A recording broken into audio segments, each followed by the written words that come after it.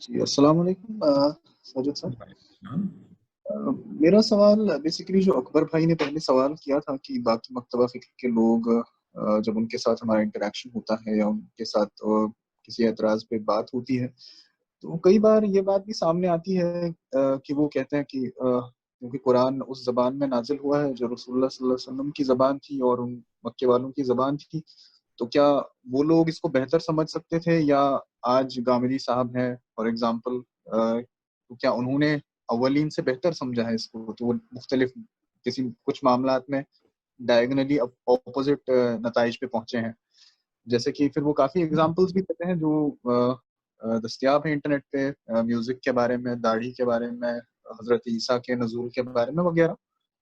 وہ کہتے ہیں کہ کیا اس چیز میں گامدی صاحب کس طرح سے اولین سے زیادہ بہتر سمجھ پائے ہیں؟ کیا اولین کلام کے قرائن، سیاق و سباق، ان سب چیزوں سے واقف نہیں تھے اور وہ لوگ بہتر سمجھ سکتے تھے؟ تو یہ اس چیز کو کیسے ریکنسائل کیا جا سکتا ہے؟ اور اس کے بعد وہ یہ بھی ایک اعتراض جتاتے ہیں کہ اٹ از اونلی یہ صرف ایک ایسا طریقہ ہے کہ آپ اسلام کو ماڈرن سوسائٹی کے ساتھ ماڈرنائز کر رہے ہیں اور اس کے ساتھ ریکنسائل کرنے کی کوشش کر رہے ہیں. It's a kind of appeasement so to say. اور پھر ایک حدیث وغیرہ بھی کوٹ کی جاتی ہے، جیسے کہ رسول اللہ صلی اللہ علیہ وسلم نے یہ کہا کہ first generation is better than the second is better than the third and so on. تو اس میں آپ ذرا کچھ عرض کر دیجئے برائے مہربانی، اس چیز کو کیسے سمجھایا جا سکتا ہے؟ السلام علیکم. پہلی بات پہلا جو آپ کا سوال ہے وہ بہت اہم ہے اس پہلو سے کہ جو پرانے زمانے کے لوگوں کا فہم ہے اور ہمارا فہم ہے اس میں فرق کیا ہے. دیکھیے، جہاں تک اہل زبان کا تعلق ہے، جو مکہ میں رہتے تھے، جو مدینہ میں رہتے تھے، جو ادھر ادھر بدو رہتے تھے، یا یہود تھے اس زمانے کے، یا نصارہ تھے اس زمانے کے، کیونکہ ان کی وہ زبان تھی، تو وہ یقیناً غامدی صاحب سے 1000 گنا بہتر سمجھتے تھے، اس میں کوئی شبہ نہیں ہے، اور اصلاحی صاحب سے اور فراحی صاحب سے بھی. لیکن ان کی کتنی تفسیریں ہمارے پاس ہیں؟ اس وقت جو ہماری قرآن کی انڈرسٹینڈنگ ہے وہ اجمی مفسرین کی ہے، وہ عربی مفسرین کی نہیں ہے. چند تابعین ہیں جن میں 2-1 عربی ہیں، باقی اجمی ہیں. تو اس طرح سے جو بھی ہمارے پاس انڈرسٹینڈنگ پہنچی ہے وہ اجمی لوگوں کے ذریعے سے پہنچی ہے. اصل میں اگر آپ دیکھیں تو ان کو اہل زبان ہونے کی وجہ سے اس کی ضرورت ہی نہیں تھی کہ وہ تفسیر لکھیں، کوئی ضرورت نہیں تھی، چنانچہ انہوں نے نہیں لکھی. البتہ کچھ صحابہ جیسے عبداللہ ابن عباس ہیں، عبداللہ ابن مسعود ہیں رضی اللہ عنہما، ان دونوں سے کچھ سوال پوچھے جاتے تو بتا دیتے تھے، مگر انہوں نے بیٹھ کے کوئی تفسیر لکھی نہیں ہے. چنانچہ ابھی بھی ہمارے پاس تفسیر ابن مسعود ہے یا ابن عباس ہے، وہ تفسیروں میں سے ان کے جملے نکال کے، اور حیرت انگیز بات ہے کہ بہت ساری آیتوں میں ان کے 2 جملے مل جائیں گے، یعنی اپوزٹ اوپینین مل جائے گی. وجہ کیا ہوئی کہ راویوں نے اس کو بیان کیا ہے، کیا سمجھے کیا نہیں سمجھے، یا ایک زمانے میں ان کی یہ رائے رہی ہو، دوسرے زمانے میں دوسری رہی ہو، اس کا بھی امکان ہے. تو یہ سارا کچھ ہمارے پاس جو اس وقت ہے وہ صحابہ یا نبی کریم صلی اللہ علیہ وسلم کی انڈرسٹینڈنگ نہیں ہے. البتہ اگر کوئی آدمی یہ کہے کہ حدیث مبارکہ میں تو نبی صلی اللہ علیہ وسلم کی انڈرسٹینڈنگ ہے، تو وہ بھی درست بات نہیں ہے. پورے محدثین کا اس بات پر اتفاق ہے کہ ہماری اکثر روایتیں حدیث کی وہ فہم راوی ہیں، وہ روایت بالمعنی ہوئی ہیں، روایت باللفظ نہیں ہوئی ہیں. تو یہاں مجھے ایک دلچسپ بات یاد آ گئی، پچھلے چند ایک مہینے پہلے کی بات ہے. ایک اہل حدیث عالم دین ہے، بڑے کرم فرما ہے، میرے اوپر مہربان ہے آدمی، بہت اچھے نیک آدمی ہیں. تو انہوں نے مجھے کہا کہ غامدی صاحب پتہ نہیں کس طرح کے، جیسے آپ کے سوال آپ کو کسی نے پیش کیا ہے، تو غامدی صاحب پتہ نہیں کس طرح کی تفسیر کرتے رہتے ہیں، حدیث کی بالکل پرواہ نہیں کرتے. تو میں نے ان سے پوچھا کہ غامدی صاحب کی جو البیان ہے اس کا جو ترجمہ ہے وہ قرآن مجید ہے یا نہیں ہے؟ میں نے کہا یہ کیسے ہو سکتا ہے؟ تو میں نے پھر ان سے کہا کہ یوسف صلاح الدین الحدیث عالم دین ہے پاکستان میں. تو میں نے کہا یوسف صلاح الدین صاحب نے جو ترجمہ کیا ہے، جو سعودی عرب سے بھی چھپ گیا ہے، وہ ترجمہ قرآن مجید ہے؟ اب وہ چونکہ غامدی صاحب کا انکار کر چکے تھے تو انہوں نے کہا کہ نہیں، وہ بھی نہیں ہے. تو میں نے کہا کہ اگر ایک آدمی آپ کے مسلک کا جید عالم قرآن مجید کا ترجمہ کرے تو وہ تو قرآن مجید نہیں ہو، لیکن نبی صلی اللہ علیہ وسلم کا ایک راوی حدیث کا ترجمہ کر کے اپنی زبان میں سمجھا دے تو وہ قول رسول ہوگا؟ یہ کیسے ممکن ہے؟ تو جتنی احادیث ہم تک پہنچی ہیں وہ 3 یا 4 نسلوں یا 5 نسلوں یا 6 نسلوں یا 7 نسلوں، یعنی نسل سے میری مراد طبقات ہیں حدیث کے، کہ مثلا نبی صلی اللہ علیہ وسلم کے بعد صحابی، صحابی کے بعد تابعی، تبع تابعی، اس طرح کر کے 7 درجے، 7 لوگ آتے ہیں ایک روایت میں، 7 8 بھی آتے ہیں لیکن کم از کم 3 آتے ہیں. 3 سے لے کر 7 لوگوں تک میری بات آپ نے سنی، آپ نے آگے سنائی، آپ نے آگے سنائی، آپ نے آگے سنائی، تو 7 لوگوں تک پہنچتے پہنچتے وہ جو فہم ہے وہ ہم تک پہنچا ہے. پھر امام بخاری نے یا امام مسلم نے یا موطا امام مالک نے اپنی کتابوں میں لکھ لیا. تو اب وہ کیا رسول اللہ صلی اللہ علیہ وسلم کی بات ہے؟ تو یہ مسئلہ ہو گیا ہے. اصل ایسا نہیں ہے کہ گامدی صاحب بہتر سمجھ رہے ہیں، ایسا کچھ نہیں ہے. نعوذ باللہ من ذالک، ابو بکر کے مقابلے میں گامدی صاحب کچھ بھی نہیں ہے. لیکن ہمیں کیا ابو بکر صدیق کی بات پہنچی ہے رضی اللہ عنہ؟ کیا نبی صلی اللہ علیہ وسلم کی بات پہنچی ہے؟ ایسا نہیں ہے. تو پہلے یہ مقدمہ غلط مان لیا گیا کہ جو کچھ ہمارے پاس تفسیر کا مواد موجود ہے، جو ابن کثیر میں ہے یا صحیح بخاری میں ہے یا صحیح مسلم میں ہے، وہ دراصل دور اول کی تفسیر ہے. ایسا نہیں ہے، وہ دور اول کی تفسیر نہیں ہے. وہ 200 سال بعد، 250 سال بعد کے پرانے مٹیریل کی انڈرسٹینڈنگ ہے جو ہم تک پہنچی. تو وہ انڈرسٹینڈنگ کس کی ہے؟ وہ راویوں کی ہے. اس میں جید عالم بھی نہیں ہے. کچھ لوگ عام سادہ زندگی گزارنے والے ہیں جنہوں نے بات سمجھ کر آگے بیان کر دی ہے. اس لیے اگر آپ حناف کو دیکھیں تو حنفی مسلک کے علماء یہ لازمی شرط لگاتے تھے کہ ہم اس آدمی کی حدیث روایت بالمعنی قبول کریں گے جو فقیہ ہو، جس کی انڈرسٹینڈنگ ہو، دین کو سمجھتا ہو، اور اتنی باریک ہو کہ وہ لفظوں کی تبدیلی سے بھی سمجھ سکتا ہو کہ معنی تبدیل ہو گئے ہیں. ہم اس کی روایت لیں گے. چنانچہ وہ عام ہر حدیث کو قبول نہیں کرتے تھے. اس کے پیچھے ایک وجہ یہ بھی تھی. تو اس طرح سے جو ہمارا جو کلیم ہے وہ یہ نہیں ہے نعوذ باللہ من ذالک کہ ہم صحابہ سے زیادہ بہتر ہیں. استغفر اللہ، اگر کوئی ایسی بات سمجھتا ہے تو کوئی کافر ہی تصور کر سکتا ہے ایسی بات کہنے کی. ہم صرف یہ کہہ رہے ہیں کہ ہم قرآن مجید کی روشنی میں قرآن کو سمجھ رہے ہیں. ہمارا کلیم یہ ہے. اور جو قرآن نے اصول بتائے ہیں ان کی روشنی میں سمجھ رہے ہیں. نہ ہم نے اپنے اصول بنائے ہیں، نہ ہم زبان کی یا قرآن کے الفاظ میں اپنے معنی کو سیڑنے کی کوشش کرتے ہیں. اس کا سیاق و سباق، اس کے ماحول، اس کا جو بھی اس نے بنایا ہے، اس کی زبان کے اسالیب، اس کے سب چیزیں سامنے رکھتے ہوئے بات کو سمجھتے ہیں. اس وجہ سے ہم تھوڑے مختلف نظر آ رہے ہیں. لیکن میں بعض اوقات حیران رہ جاتا ہوں. مثلا سورہ القیامہ میں شروع میں لا لگا ہوا، لا اقسم بیوم القیامہ، نہیں میں قسم کھاتا ہوں قیامت کی. تو ہمارے ہاں کسی نے کہہ دیا یہ لا زائدہ ہے، یعنی ایسے ہی اللہ تعالیٰ نے بول دیا، اس کے معنی نہ لیے جائیں، اور بہت ساری تعویلات ہیں. مولانا فراہی نے کہا کہ لا اقسم کا پرانی عربی میں، ہماری پنجابی میں بھی جیسے میں نے پہلے کہا کہ ہم بھی بات اس طرح شروع کر، نہیں آگے اپنی بات کر دیتے ہیں، نہیں آگے اپنی بات کر دیتے ہیں. شاید اردو میں بھی اسلوب ہو.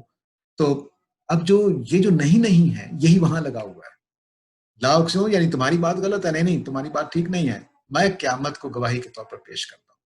تو اب جب ہم نے یہ پہلی دفعہ استاد گرامی سے سنا کہ فراہی صاحب نے یہ تفسیر کی ہے، جب پرانی تفسیریں پڑھی تو تابعین میں سے مقاتل یہی تفسیر کر رہے ہیں.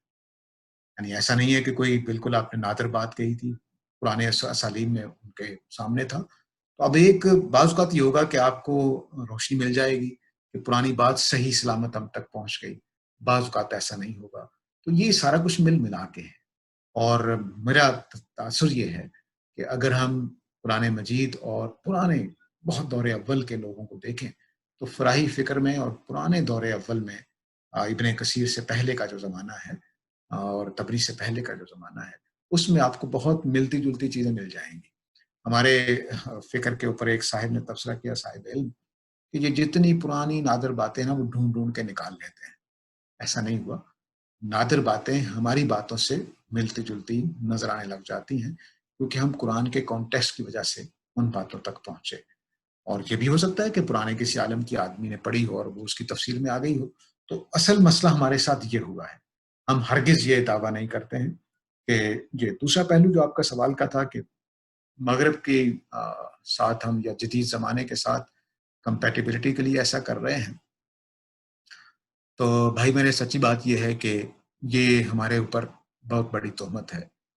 میں 87 سے گامدی صاحب کو سن رہا ہوں اور 92 سے ان کی ٹیم کا حصہ ہوں، یعنی 1992 سے. اور اس پورے زمانے میں نے المورد کی زندگی کے، ان کے ساتھ طالب علمی کی زندگی کے بہت اتار چڑھاؤ دیکھے، ایسے ایسے حالات بھی دیکھے ہیں کہ ہمارے پاس کھانے کو نہیں ہوتا تھا، ایسے ایسے حالات بھی دیکھے ہیں کہ المورد کے بجلی کے بل ادا کرنے نہیں ہوتے تھے۔ میں نے اس شخص کو، جس کو میں مولانا اصلاحی اور مولانا اور گاندھی صاحب دونوں کے ساتھ، میں نے نہیں دیکھا کہ انہوں نے کسی کو لالچ دینے کے لیے کوئی رائے تبدیل کی ہو، کوئی ایسی بات کہی ہو کہ جو فائدہ دیتی ہو۔ تو میں یہ کیسے مان لوں کہ اس شخص نے صرف دور جدید کو ماڈرنائز کرنے کے لیے دین کو ایسا کر دیا ہو؟ اور یعنی یہ میرے لیے اچنبے کی بات ہے۔ میں اپنے استاد کا دفاع اس معنی میں پورے تحمل کے ساتھ، بلکہ میں ان باغی لوگوں میں سے ہوں اپنے گروپ میں کہ جو شاید کسی کی بات نہیں مانتا، بہت سنتا رہتا ہوں، خاموش طبع آدمی ہوں اصل میں۔ یہ اس طرح کی مجالس میں آپ لوگ مجبور کر دیتے ہیں تو بولتا ہوں، ورنہ اصل میں خاموشی سننے والا آدمی ہوں۔ تو میں نے، اگر میرے ٹکے رہنے کی وجہ یہ ہے تو اس گروپ کی دیانتداری ہے، وگرنہ میں نے کئی جماعتوں کے ساتھ، کئی تحریکوں کے ساتھ ٹائم گزارا ہے۔ میں آپ کو ایک واقعہ بتاتا ہوں۔ استاد گرامی نے ایک بنائی تحریک شروع کرنے کی کوشش کی، انصار المسلمون کے نام سے۔ انصار المسلمون کا مطلب یہ تھا کہ مسلمانوں میں، پاکستان کے مسلمانوں میں اسلام کی روح پھونکی جائے، ان کی دینی زندگی بہتر کرنے کی کوشش کی جائے، ان کو دین کی طرف لانے کی کوشش کی جائے۔ تو یہ اور بعد میں پورے ملک میں پھیل جائے گی۔ لاہور سے ہم نے آغاز کیا۔ اس میں کچھ علماء کو، میں ان کا نام نہیں لے رہا کیونکہ معروف لوگ ہیں وہ اب، تو ان لوگوں کو بھی شامل کیا گیا جو معاشرے کے اس وقت بھی کچھ کام ایکٹیوسٹ ٹائپ تھے۔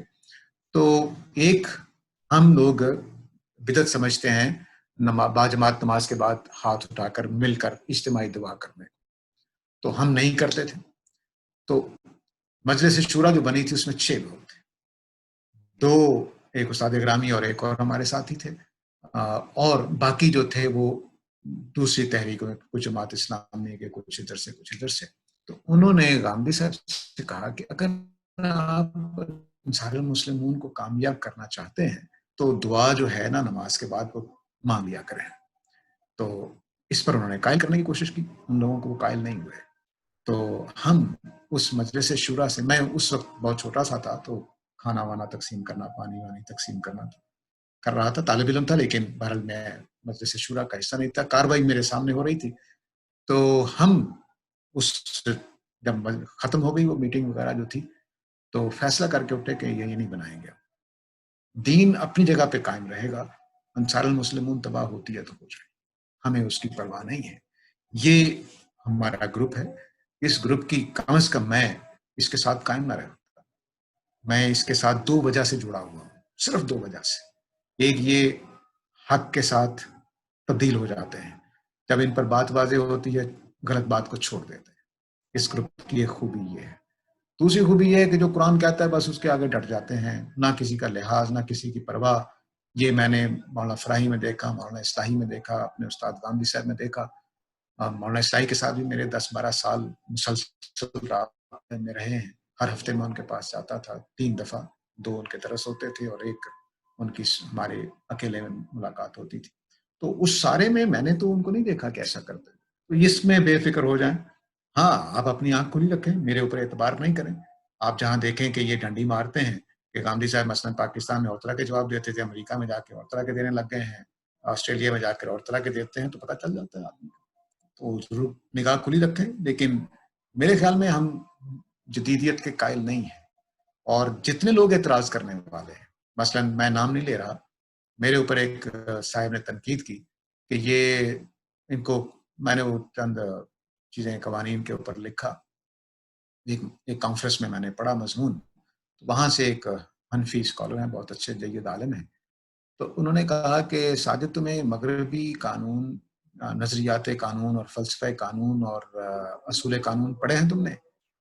تو میں نے خاموشی اختیار کی کیونکہ میں یہ جواب دینے والا نہیں تھا۔ تو انہوں نے کہا کہ اچھا ٹھیک ہے۔ تو وہی صاحب کافی عرصے کے بعد ہم پر تبصرہ کرتے ہیں کہ یہ مغرب زدہ ہیں، حالانکہ تاکہ آج ان کا سارا اصول یہی ہے کہ آج کے تازہ مغرب کے قوانین کو لے کر اسلامی قوانین کو اس کے سانچے میں ڈال کر کامیاب کیا جا سکتا ہے. تو یہ صورتحال ہے. ہم پر اعتراض کرتے ہیں کہ مغرب زدگی کا یا جدیدیت کا، ہمیں ایک نوجوان کا میں ایک بات بتاتا ہوں کہ انہوں نے مجھے کہا کہ تم لوگ کیا چیز ہو، نہ ماڈرنسٹ بنتے ہو نہ مولوی بنتے ہو، کیا چیز ہو تم؟ تو میں نے کہا بس ہم غربا ہیں. نبی صلی اللہ علیہ وسلم کے الفاظ میں آپ نے فرمایا تھا کہ اسلام شروع ہوا تو غریب تھا اور جلد ہی غریب ہو جائے گا، فطوبى للغرباء. تو ان اجنبی لوگوں کے لیے خوشخبری ہے. تو ایک تو یہ بات ہے جو میں صرف اتنا دفاعی کر سکتا ہوں، لیکن کوئی ایک آیت، کوئی ایک رائے، استاد گرامی ایک فتوے ہیں ان کے، میں ان کی بات نہیں کر رہا، لیکن قرآن مجید میں مثلا میوزک مجھے بتا دیجئے کہاں حرام ہوا ہے، کسی حدیث میں ہوا ہے یا قرآن میں ہوا ہے، بتا دیجئے. تو آپ کو خود ان حدیثوں کو پڑھ لیں جس میں میوزک حرام ہوا ہے اور جس میں اس کے جواز کی چیزیں موجود ہیں، تو ان کا موازنہ خود کر کے آپ پہنچ جائیں گے کہ ہاں گامدی صاحب کی بات ٹھیک ہے. تو داڑھی اسی طرح سے ہے، داڑھی کی حدیثیں ساری اکٹھی کر لیجئے، یعنی وہ تو قرآن میں نہیں ہے نا، داڑھی حدیثوں میں آئی ہے، میوزک بھی حدیثوں میں آیا ہے، تو آپ ان کو اکٹھا کر لیجئے. میں آپ کو یقین دلاتا ہوں کہ وہ صرف حدیثیں اکٹھی کر کے آپ پڑھ لیں دیانتداری کے ساتھ، کوئی جدیدیت آپ کے اوپر اثر انداز نہ ہو، آپ بھی اسی نتیجے تک پہنچیں گے جس تک گامدی صاحب پہنچے. لیکن بے لاگ مطالعہ شرط ہے کہ حدیث کیا کہہ رہی ہے یا قرآن کیا کہہ رہا ہے، یہ شرط لازمی شرط ہے. جب آپ اس کے ساتھ جھکیں گے، اپنے پسند کے ساتھ نہیں، کیونکہ اس وقت ہم کیا کرتے ہیں، میرے مسلک کا فتویٰ یہ ہے تو میں اس کے مطابق ہی قرآن کو دیکھوں گا. ہماری ٹریننگ یہ نہیں ہوئی، تو آپ کو بھی میں درخواست کروں گا کہ آپ ذرا کھل کر بالکل کہ میں نے نبی صلی اللہ علیہ وسلم کیا کہہ رہے ہیں، اور ایک لمحے کے لیے تسلیم کر لیں کہ جو بھی حدیثیں وہ نبی صلی اللہ علیہ وسلم ہی کی باتیں ہیں. تو آپ کو حیرت انگیز بات نظر آئے گی کہ جس موسیقی کو حرام کر رہے ہیں، جس دف کو حرام کر رہے ہیں، وہی نبی صلی اللہ علیہ وسلم کے سامنے بجائی گئی ہے. جن گیتوں کو حرام کر رہے ہیں وہی گیت آپ کے سامنے گائے گئے ہیں، آپ نے خاموشی اختیار کی ہے، بیٹھے رہے ہیں، اٹھ کر کسی کو روکا نہیں ہے. اور اگر مداری کا ناچ گانا منع کیا گیا ہے تو وہ بھی آپ نے سیدہ عائشہ کو دکھایا ہے. یہ صحیح بخاری صحیح مسلم کی روایات ہے. مجھے بتا دیجئے کہ وہ کون سی چیز ہے جس میں گامدی صاحب نے کسی آیت کو توڑا مروڑا ہو. ایسا نہیں ہے. تو اس میں بڑے اطمینان کے ساتھ، میں پورے اطمینان کے ساتھ کہہ رہا ہوں کہ میرا مطالعہ، میں ان سے اختلاف کرتا ہوں اپنے استاد سے بہت ساری چیزوں میں، لیکن میں یہ نہیں کہہ سکتا، موسیقی وغیرہ میں نہیں، میں یہ نہیں کہہ سکتا کہ انہوں نے کوئی ڈنڈی ماری ہے یا کوئی حدیثوں کا اعتبار نہیں کیا. بلکہ اگر میں نے ایک پیپر سا تیار کیا ہوا ہے، اگر آپ مجھے مل گیا تو میں آپ لوگوں کو واٹس ایپ کر دوں گا. تو اس میں نے وہ حدیثیں اکٹھی کی ہیں جس میں نبی صلی اللہ علیہ وسلم نے کہا ہے کہ میں، مثلا آپ کے الفاظ ہیں کہ میں توڑنے آیا ہوں بت، موسیقی کے آلات اور گانے والیاں. 3 چیزیں نوٹس کیجئے گا. میں توڑنے آیا ہوں بت، موسیقی کے آلات اور گانے والیاں. ان کے ساتھ 3 چیزیں اکٹھی ہیں. دوسرا، میں توڑنے آیا ہوں موسیقی کے آلات، گانے والیاں اور شراب. یہ 3 چیزوں کو اکٹھا کر کے دیکھیں کیا چیز بن رہی ہے. صرف آپ نے دیانتداری سے دیکھنا ہے. میں توڑنے آیا ہوں بت، موسیقی کے آلات اور گانے والیاں. میں توڑنے آیا ہوں موسیقی کے آلات، گانے والیاں اور شراب. تینوں کو اکٹھے کریں کیا کیا بن رہا ہے. 3 چیزیں جب اکٹھی ہوتی ہیں تو مثلا ہمارے ہاں ایک نازیبا سا لفظ ہے، میں نہیں بولتا لیکن آپ کو سمجھانے کے لیے بول رہا ہوں کہ اگر عربی میں مجرا کا لفظ ہوتا تو یہ جو شراب، گانے والیاں اور موسیقی کے آلات، تو آپ کے ہاں عربی زبان میں اگر مجرے کا لفظ ہوتا تو بول دیتے ہیں میں مجرا بند کرنے آیا ہوں. 3 چیزیں اکٹھی کہاں ہوتی ہیں؟ یہ شراب، ناچ گانا اور کیا اس کا موسیقی کے آلات. کہاں اکٹھے ہوتے ہیں؟ بت، گانے والیاں اور موسیقی کے آلات. کہاں اکٹھے ہوتے ہیں؟ بت خانے میں. میں بتوں کو توڑنے آیا ہوں، میں بری مجلسیں، فحاشی والی مجلسیں ختم کرنے آیا ہوں. اب اس سے موسیقی کے آلات تھے، حرام کر دیے ہم نے، کیونکہ الگ کر دیا. ہمارا پرانا اصول سمجھ لیجیے، ہمارا پرانا اصول یہ ہے کہ ہر چیز کو الگ الگ کر دیتے ہیں، ہم کانٹیکسٹ میں رکھ کے دیکھتے ہیں. تو اب جب نبی صلی اللہ علیہ وسلم نے فرمایا کہ میں یہ توڑنے آیا ہوں تو موسیقی کے آلات ہم نے نکال لیے، شراب ہم نے الگ سے حرام تھی، ہمیں پتا تھا، اور گانے والیاں بھی ہم نے حرام کر دی. چنانچہ اب دو چیزیں ہم نے الگ الگ کر دی، اور دف آپ کے سامنے بجائی گئی، بچیوں نے آپ کے سامنے گایا، آپ نے نہیں روکا. اور یہ نہیں کہ وہ مدینہ میں استقبال ہوا ہے تو نئے نئے آئے ہیں تو آپ نے کوئی لحاظ کیا ہوگا، نہیں، بعد میں بھی بہت ساری شادیوں میں آپ گئے ہیں تو آپ نے تو نہ دف توڑی ہے نہ کچھ کیا ہے. آپ فرما رہے ہو یہ بعض روایتوں میں دف کے الفاظ ہیں کہ دف بھی توڑنے آیا. ہوا کیا کہ ہم نے اس حدیث کو جس میں تین چیزیں اکٹھی کی گئی تھی، ہم نے اس کو الگ الگ کر دیا. وہ میں نے پورا پیپر بنایا تو ایک اہل حدیث عالم کو دکھایا، میں نے کہا دیکھیں یہ تصویر کیا بنا رہے ہیں نبی کریم صلی اللہ علیہ وسلم، ان مجالس کی تصویر بنا رہے ہیں جس میں گانے والیاں، بت، اور یعنی آپ ہندوستان معاشرے میں آپ لوگ رہتے ہیں تو کیا ہو رہا ہوتا ہے، بتوں کے سامنے بت پڑے ہوتے ہیں، گانے والیاں گا رہی ہوتی ہیں اور بھجن پڑے جا رہے ہوتے ہیں موسیقی کے آلات کے اوپر. یہ آپ توڑنے آئے تھے. جو فحاشی اور یعنی کے اور اس طرح کی چیزیں ہوتی ہیں اس میں کیا ہوتا ہے، گانے والیاں ہوتی ہیں، ناچ گانا گا رہی ہوتی ہیں، موسیقی کے آلات پڑے ہوتے ہیں اور شرابیں چل رہی ہوتی ہیں. یہ دو مجالس ہیں، دو الگ الگ پورے پیکج ہیں جن کو آپ توڑنے آئے تھے. تو جن حدیثوں میں موسیقی کو حرام کیا گیا وہ یہ ہیں، اور جہاں جائز کیا گیا ہے وہ آپ نے شادی میں دف بھی سنی ہے، آپ نے گیت بھی سنے ہیں، بلکہ ایک مجلس میں آپ تشریف لے گئے تو ان بچیوں نے نعت کے الفاظ پڑھنے شروع کر دیا. آپ نے کہا نہیں نہیں، وہی جو تم پہلے گا رہی تھی وہی گاؤ. وہ اب ان کو اکٹھا کریں آپ ساری حدیثوں کو تو مجھے بتائیے کہ غامدی صاحب کیا کہہ رہے ہیں، ماڈرنائز کر رہے ہیں کہ اصل بات کو بتا رہے ہیں. تو ہمارے اگر فکر کا نام اگر کوئی رکھا جا سکتا ہے تو وہ ایکچوئلزم ہے. میں اس کو کم بیان کرتا ہوں لیکن ہمارے فکر کا نام ایکچوئلزم ہے کہ ہم ایکچوئل دین کی طرف جانا چاہ رہے ہیں، نہ ہم کوئی کمی کرنا چاہتے ہیں، نہ اس کو تبدیل کرنا چاہتے ہیں، لیکن خالص جو اللہ اور اللہ کے رسول کی بات ہے ہم اس تک پہنچنا چاہ رہے ہیں. میری بات مکمل ہوئی، زیادہ لمبا جواب دے دیا، معذرت چاہتا ہوں. بہت شکریہ ساجد صاحب، بہت تفصیلی جواب دینے کے لیے. السلام علیکم. یا اللہ تعالیٰ آپ کو خوش رکھے.